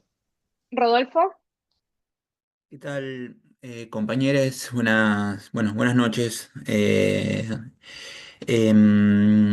Yo un comentario, yo soy de la CTA Argentina, para dar un comentario de situación. Milei prohibió el servicio meteorológico hablar de cambio climático. Como portavoz de este fascismo del siglo XXI, y todas las otras barbaridades que excederían totalmente una corta intervención. Pero sí me parece que hay una analogía, y con un comentario sería, o tal vez una pregunta para Abijaid, y agradezco a TUED este excelente panel con grandes compañeros como Maicon y la posibilidad de escuchar a todas estas intervenciones y este análisis muy interesante. El documento no lo pude leer, es bueno, entiendo, no lo tenía previamente, incorporar en el panorama global a China, digamos, era como algo medio, era todo, hasta ahora una taxonomía de conceptos alrededor de Occidente. Mismo entiendo que la COP en Brasil, en la Amazonía, es un punto para hacer resonancia. Pero hacer esto, si no hay una analogía, y China sí ha dado cambios, por lo menos lo que yo conozco, he leído, y tal vez si puede Mijail expandir el conocimiento, ha dado, primero en su revolución, un cambio sobre la propiedad. En ese sentido, empalma con el enfoque de TUED de que el punto no está en la tecnología, sino en la forma de propiedad. Ha dado cambios desde la revolución en el 49, con todo un sinfín, pero ha dado cambios y ha puesto puntos sobre la propiedad y ha puesto confianza en los cambios tecnológicos y en la electrificación de su economía. Mismo el ejemplo que cuenta de la ciudad donde está Bijail, pero hay otros casos donde le ha dado grados de autonomía frente al poder del petróleo. Entonces, en el sentido de un mundo una hegemonía que se pierde y un mundo que se desploma, en el sentido de el eje de la OTAN anglosajón, Estados Unidos, digamos, Inglaterra, pero bueno, básicamente el imperialismo yanqui, esta oleada fascista del siglo XXI no tiene una analogía con el fascismo de la década del 30, enfrentando a la Unión Soviética, en este caso frente a ese desplome y frente a una China que no termina de enamorar a los pueblos. Yo no soy partidario de hacer seguidismo hacia un Estado, digamos, pero sí me parece que hay un temor, y es que en una analogía parecida, en este fascismo del siglo XXI, viendo que se desploma y que hay soluciones que viene dando el bloque que encabeza China,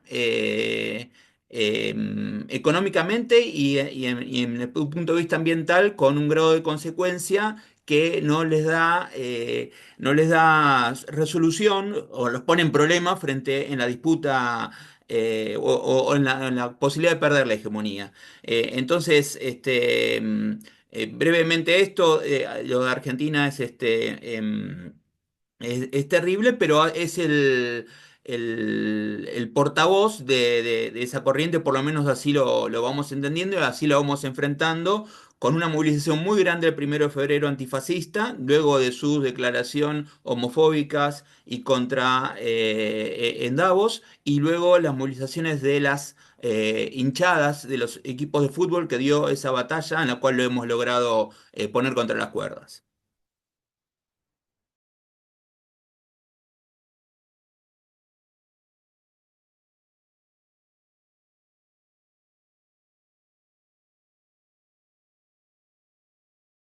Thank you for your question, comrade, and thank you for updating us on what's happening in Argentina. And Gracias por obviously, tu we are one with the comentario, Democratic camarada, y Communist por Fascist. darnos una We información. have 10 minutes to go, and there's a whole discussion in our chat box. So what if I just read all the questions, and then let's give one last round for our panelists to respond to whatever questions they feel they can respond to, and they want to respond to.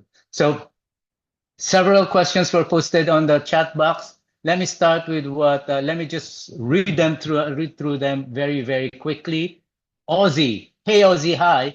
Ozzy said, the notion of a new international economic and energy order is, as articulated in the paper produced by Sean and the TUED, offers a possibility of challenging the current dominant political economy with at least the marking of a vision for a new global energy infrastructure that is grounded and built on the concepts of justice, democracy, sovereignty, and driven by the working class for emancipation. The paper connects this concrete class struggle on the ground with a global vision for new power relations, which can reorganize the existing social relations.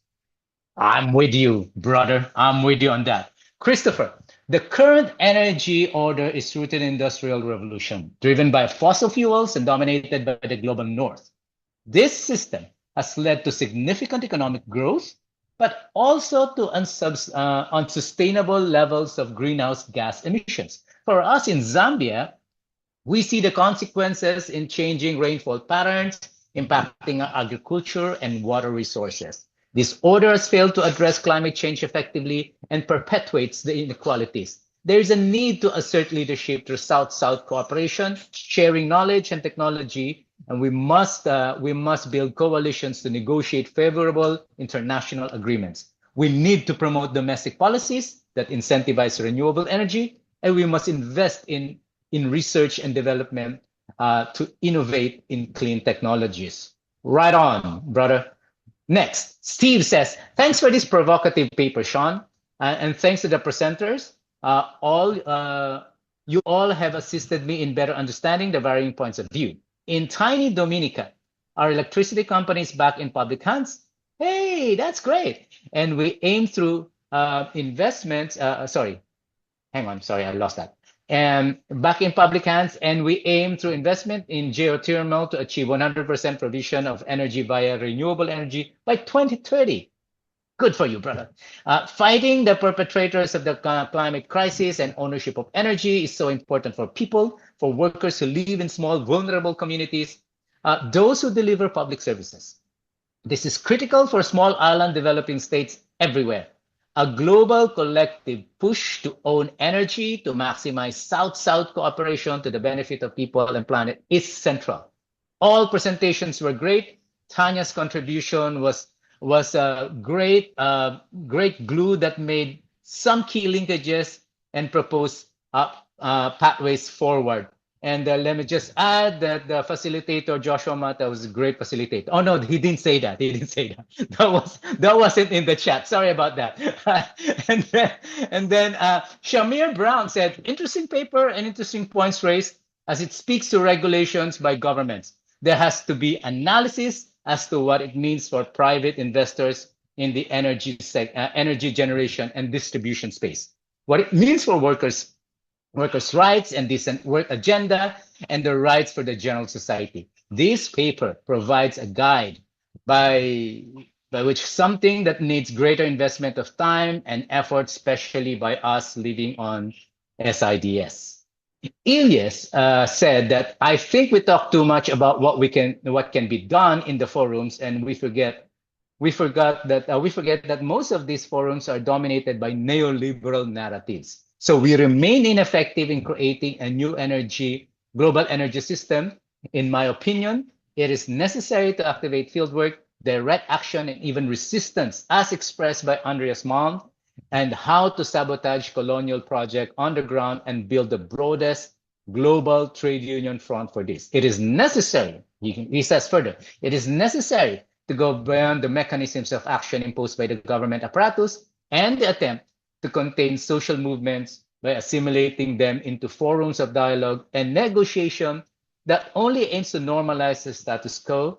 Events such as Unions for Energy Democracy aim to mobilize resistance, action, and provide a theoretical and practical framework for organizing resistance. Here.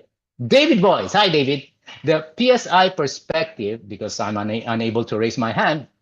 First assumption, we view energy as public service with finance and management by public entities. Energy unions should have plans for their own utilities, as in Tunisia and Costa Rica, to ensure solid, low-carbon energy, public energy. Energy unions must make allies not only among unions but within the communities we serve to create political muscle to push back against the risking and PPP policies. Need early warning of IFI policies imposing austerity and privatization to allow us to organize resistance. Global free trade is ending. National priorities are becoming the rule. How to use this trend to build national industrial policies whereby governments set the rules in which different actors can engage. No success so far of tax reform, whereby African Union got resolution passed by UN General Assembly for UN to lead global tax reforms. Unions and allies pressured heavily need to support the debt relief process for many countries. Thanks for that, David. Neil said that, Sean, the argument was that renewables are far are far cheaper and therefore more attractive as an investment. With the failure of this route to private sector, the question arises. While the politics and relevance of public renewables is clear, does the economics work as clearly Joshua, given various? Yes. I love you dearly, comrade, but you have to slow down. Interpreters I'm need to sorry. breathe.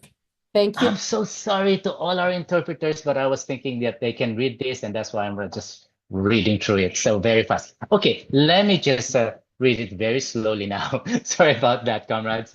So, where was I?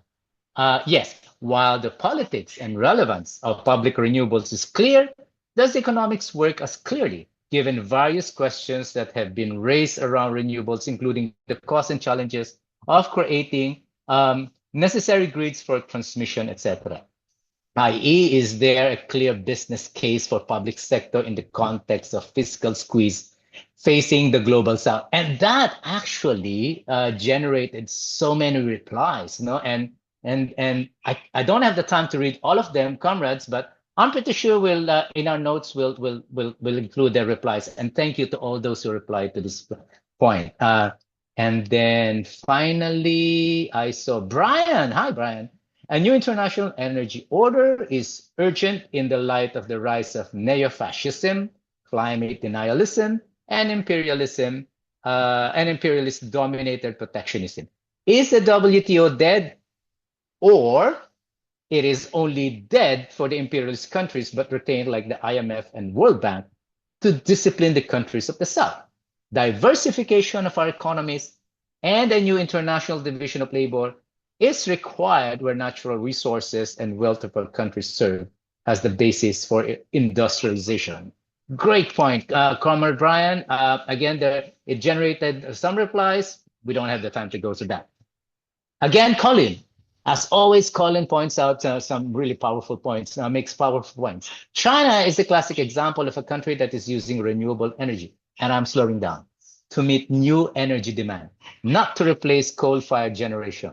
It is the main advocate of green growth in the world today. It is also introducing neoliberal energy market reforms as we speak. And thank you, Elena, for saying that Joshua is such a great facilitator. No, sorry. That's not included. That's not included. Okay, comrades, those are some of the questions. I said that we have two levels of discussion here in our video call itself and in the chat box. But now is the time for our panelists. In the next 1 minute. No, we can extend for about 10 more minutes to give their parting words. I mean, their quick responses and parting words, if you may. And I'm sorry, comrades, if we're running over time. So can we start again from the top? Let's start with Maicon. Maicon.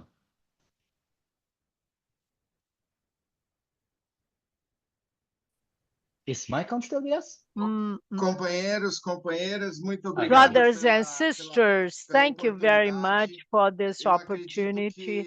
I believe that in this conversation we had, we were able to point out some of the needs, some of the pathways, possible pathways to articulate a joint force. And I reiterate that we must occupy all the possible debate spaces, but capitalism only understands the noise of crossed arms.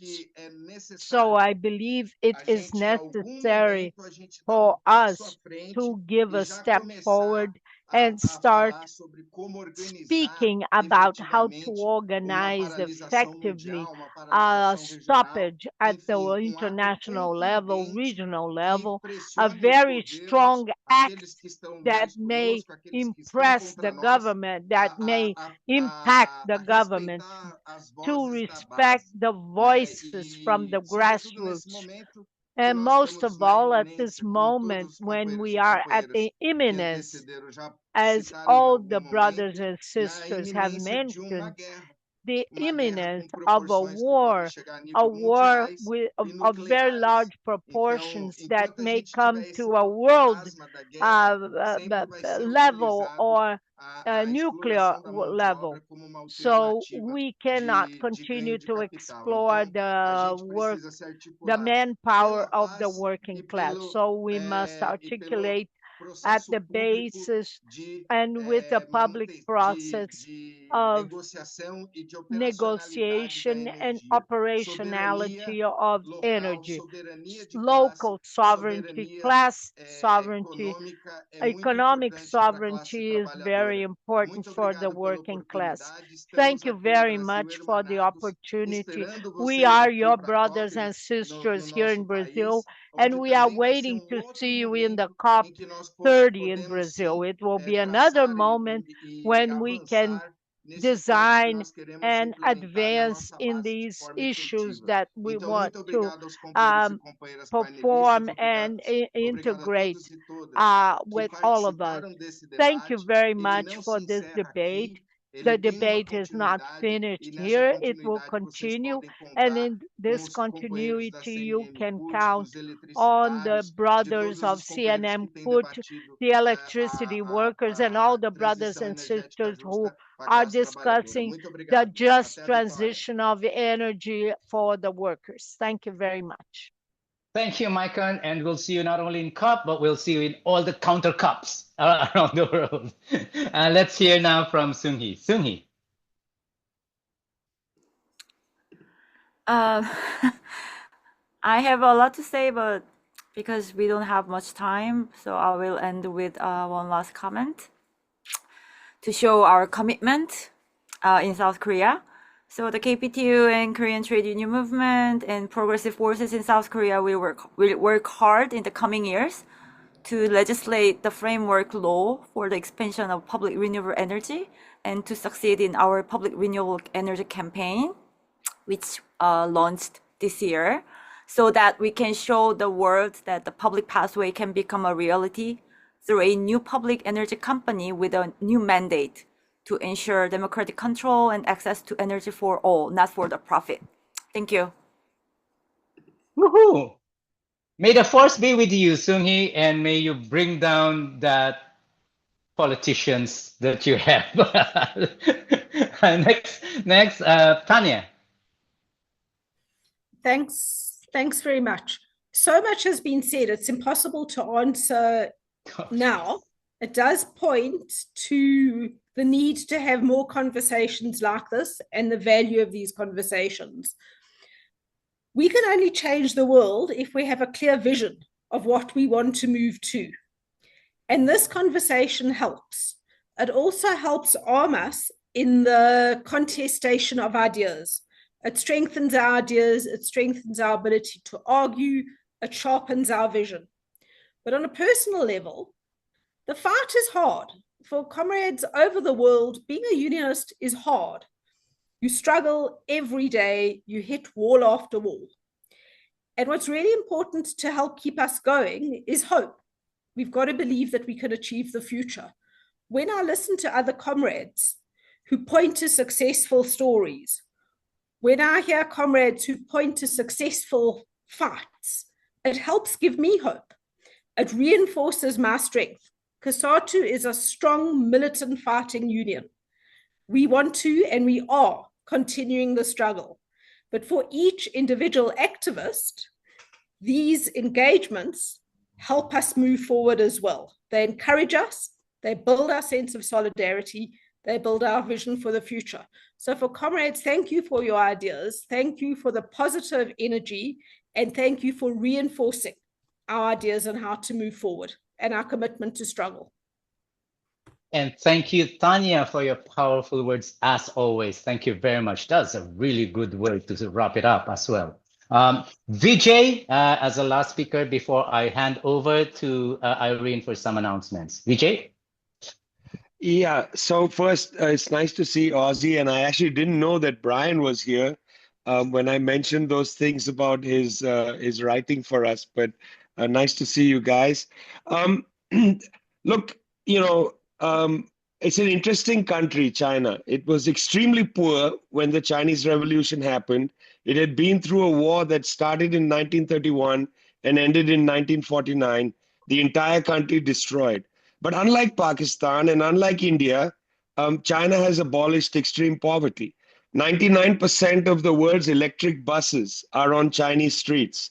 The air and the water has been substantially cleaned up. These are not things we can say about either India or Pakistan. I think it's important for us in India, Pakistan, countries in Africa, Latin America, to reflect on our own failures.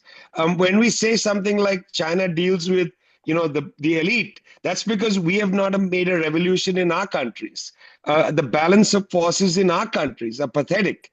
I mean, the fact that you have a relatively unelected prime minister in Pakistan who makes deals with anybody is hardly the fault of Beijing. They have to deal with whoever's in power in Pakistan.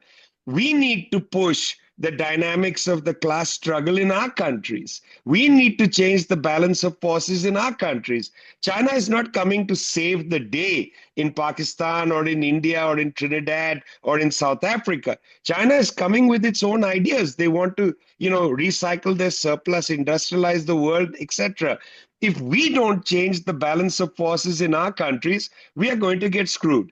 I don't think this is a fault of China. I think it's an absence of clear analysis to put this back on Beijing. This is our problem. We are lagging in our fights in our countries, and we don't have a development theory that counters neoliberalism. In our institute, that's what we're putting our entire energy into, to develop a new development theory that goes beyond the debt, austerity, borrowing, debt cycle, and also that goes beyond the pessimism of dependency theory. We want a positive theory of development coming from the global south. That's what we are trying to build.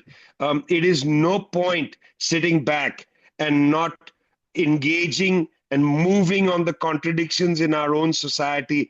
Big societies, that's the problem. I'm going to post in the chat, because I planned this already, a dossier we produced on Pakistan's electricity crisis, on Pakistan's debt crisis.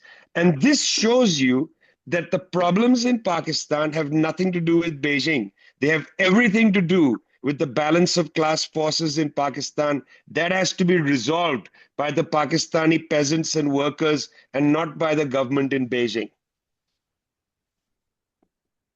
And by the way, thank you very much for having me. It was a great pleasure to listen to some pretty fiery trade unionists. Keep up the good fight. Make sure those capitalists don't sleep peacefully at night. Give them hell, guys, wherever you're fighting. Give them hell right behind you, or maybe sometimes right next to you. Thank you very much, Vijay. And thank you, comrades. This is such a powerful webinar. I mean, I haven't had a chance to actually facilitate a panel with so much energy, with so wide a discussion. And we started off from Sean's paper. This is all your fault, Sean. Essentially, I have a 10-page summary of what we have discussed. Now, of course, we have no time to discuss this 10-page summary, so I'll just say some key points. First, very clearly, we all need to look into the paper. If you haven't done so yet, read it. It is important. You saw how many ideas it generated from all the discussions that we had. Second, there's still a lot of things that we have to debate among ourselves. China, perhaps we should invite us to have our own separate discussion altogether. But that's just one part of the debate that we had tonight. Having said that, it definitely tells us that we need more discussions like this. Perhaps we focus on some areas of the paper with the intention of moving forward and developing it further, like what Tanya has mentioned. We need, and this was also raised in Mexico when we had a conference. What about, how do we look at the limits imposed on us by the global structures if we want to push a new international energy order? And finally, I'd like to say, in all my webinars as well, I haven't had so many participants that are great speakers by themselves. And I'm really, really sorry as your facilitator for failing to give spaces to all of you. But having said that, to end our discussion, Irene, you posted an important announcement. Can we end with that? And I'll give you the floor to end the discussions as well. Thanks, Joshua. I actually like to give the floor to Sean for a few minutes first, and then I'll end with a couple announcements. Over to you, Sean. I'll keep it very brief, comrades. First of all, a thank you to those who have engaged with this discussion and read the paper. There are so many good points. I'd like to come back to them another time. But I also, the second point I would make, though, is that it's interesting about whether this is still neoliberalism or not. When it comes to climate and energy policy, it's a continuity of the structural adjustment agenda, particularly in the global south. So, well, which is where structural adjustment sort of did its most damage in the 80s and 90s. Doesn't mean to say that we're still in a neoliberal world. It just means when it comes to articulating that policy, it's all about undermining the public systems, opening up opportunities for investment and profit for corporations mainly based in the global north. In that sense, it's still a neoliberal policy, I believe. It could change, but that's, I believe, what it is now. And I think the point I think about that, what stage we're going through, etc., is you had to get to the Bronze Age before you knew there was an Iron Age. Sometimes we don't really know what period of history we're going through until it actually ends. And maybe neoliberalism ended when Donald Trump was elected. I don't know if that's the case. But I think I would invite comrades to do their own research and writing on this. Let's make it a richer and more diverse discussion. If I can do it, everybody can do it as well. It just takes a bit of, and I think on Tanya's point about changing the balance of forces, I've always believed in my history with socialist ideas that when I first began to engage, it made me want to be active. It made me want to do something. And it's a dialectic, as Tanya probably more than most of us know, it's a dialectic between the vision and the action in terms of how we proceed. But we've seen the climate movement stumble because it did not have an analysis of capitalism. We've seen how other social movements, the anti-debt movement in some cases, struggled because it did not have an analysis of capitalism. And also a sort of a way to navigate our way into a new set of ideas that can resonate with the working class. And I think to reconnect with the working class of the North is going to be huge, hugely significant. And we cannot abandon that question, definitely not. But that will involve, I think, the South also showing that it must do more than say the North is responsible, the North must act. That's not going to be enough to make that speech. And so that's why the paper, I think, tries to say, look, there's a possible route here for South-South collaboration. It could eventually be North-South or global collaboration. And the idea of a global commons around energy and technologies and skills is hugely attractive and necessary. But unless we control energy, unless we take on capital at its heart, we are not going to be able to do that. So I think that the argument of a global energy commons is huge, but it won't be done when it's under private ownership and control. So thanks, comrades, for all your inputs, and hopefully we'll have more time over the coming months and years to develop it still further. Great. Thank you, Sean. I'm going to close out the meeting. We're over time, and I want to appreciate the interpreters for staying extra to help facilitate the communications of this important meeting. It's been a fantastic couple of hours to be with everybody. We want to continue to create spaces like this to have deep conversation and discussions, and just gonna post that we have resources on our website, including we will be posting this working paper, but previous working papers, focused on energy, public ownership, and what we call the public pathway. There's also something called the Trade Union Program for a Public Low Carbon Energy Future, which we put out a few years ago. It's really lays out a general guideline, and we're still collecting signatures from or support from unions who want to sign on. We have over 50 unions around the world signing on to that. So if you want to, please do so. Let us know and we can add your union and logo. And lastly, we're always looking for events, and there's a very important one in solidarity with Palestine. And I'm going to hand the mic over to Lala to explain what's coming up, and you'll see it in the chat. Okay, thanks everybody. Hey comrades, compañeros, compañeras, thank you for joining this important forum. Our next TUED event, which you're all invited to join, and please spread the word with other comrades who are interested in getting involved with the solidarity struggle for a free Palestine. We are going to be hosting this event, and I'm going to share my screen.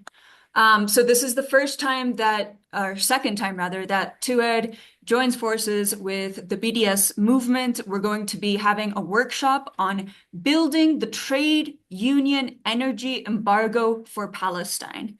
And we know that trade unions are strategically positioned to stand with our brothers and sisters in Palestine. We are strategically positioned as energy unions to give fire and provide the bodies on the line to defend what has been a call from our Palestinian labor siblings for an energy embargo to end the genocide. So this is going to be a workshop. It's going to be an hour and a half long. We have some countries that we're particularly targeting, countries that continue to provide energy that fuels the genocide. And we're going to have speakers as well from Colombia, where Sintra Carbón and coal workers have pressured the government to effectively stop the export of coal to the apartheid state of Israel.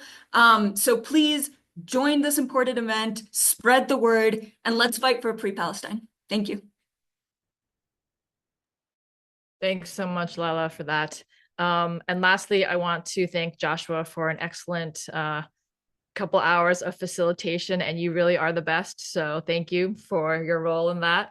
And I welcome comrades to come off mute, come on camera, and say goodbye to each other. Bye, everyone. Thank you. Thank you, everyone. Bye-bye. Bye. Bye. Thanks, Bye. everyone. Bueno, Thank hola Lala. you. Hola Irene. Bye-bye. Chao. Thank you. Thank Bye you. everybody. Thanks to Bye our bye. interpreters. Bueno, hola. Bye. Bye-bye. Abrazo, Bye. compas. Bueno, un fuerte abrazo. Bye, everybody. Bye. Bye, bye, bye, bye, bye, bye. Camino, Hasta see luego, you. Fuerza, gracias. unidad y Bonito lucha. día. Hasta luego. Cámese. Carretera.